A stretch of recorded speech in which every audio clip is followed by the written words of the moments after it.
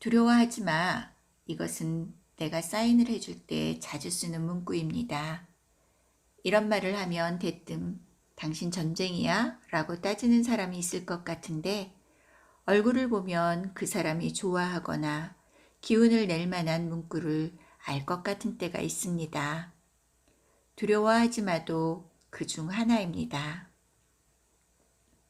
우리는 무언가에 대한 불안이나 두려움과 매일 싸우며 살아갑니다. 그 두려운 대상은 원래 있었던 것이 아닙니다. 자신이 마음대로 만들어내거나 두려워할 필요가 없는데 괜히 두려워하는 것이 거의 대부분입니다. 무언가 불안해하거나 걱정이 된다면 우선은 자신에게 질문을 던져보는 것이 중요합니다. 이게 정말로 두려워할 일일까? 라고.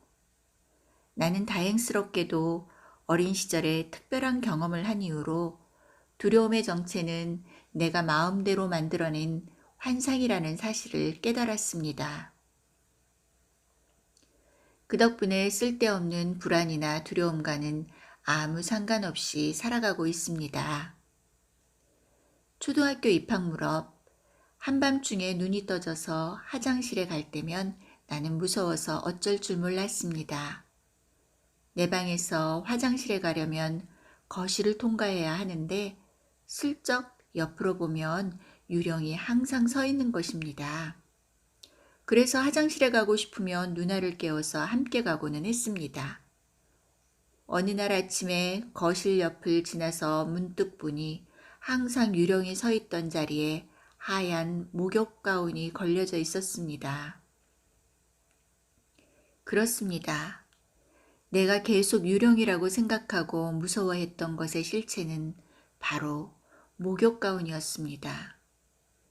그때 나는 지금까지 두려워할 필요도 없는 것을 두려워하고 있었음을 알게 되었고 걱정과 불안은 자신이 만들어내는 것이라고 결론 지었습니다.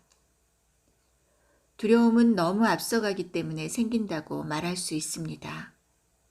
우리는 아직 일어나지도 않은 일을 상상하며 두려움을 품습니다.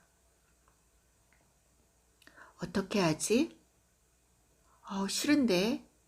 이런 식으로 말입니다. 실제로 무언가 좋지 않은 일이 일어날 때는 두려워할 것이 아니라 적절하게 해결할 방법을 생각해야 합니다. 반대로 말하면 걱정하기 때문에 걱정할 만한 사건이 일어나는 것입니다. 정 고민이 되면 그 걱정스러운 사태를 스스로 어떻게 해결할 것인지 시뮬레이션을 두면 됩니다. 그리고 실수하면 어떻게 하지가 아니라 성공하면 어떻게 하지? 라고 생각하세요. 이렇게 잘한다니 대단해. 어떡하지?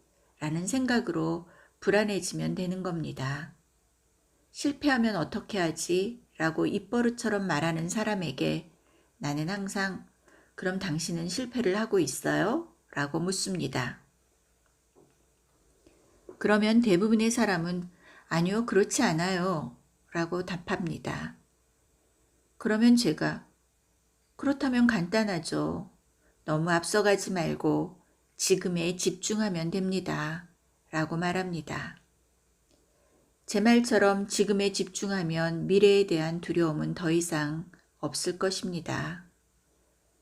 어느 날 이 두려움과 불안에 관해서 친구와 이야기할 기회가 있었습니다.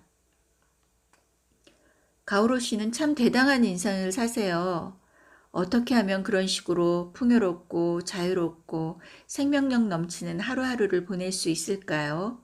라고 묻는 그에게 나는 이렇게 답했습니다. 글쎄, 내 인생이 공포보다 사랑이 더 강해서인가? 두려움이나 불안을 이겨낼 수 있는 것은 사랑입니다. 사람이든 사물이든 사랑하고 지켜야 하고 소중히 해야 할 것이 있는 사람은 공포를 이겨낼 수 있습니다. 당신이 인생에서 이것을 위해서라면 나 자신은 강해질 수 있다 라고 생각하는 것을 떠올려 보세요. 그리고 두려워할 필요가 없는 것 때문에 헛되이 보내는 시간을 인생에서 없애버립시다.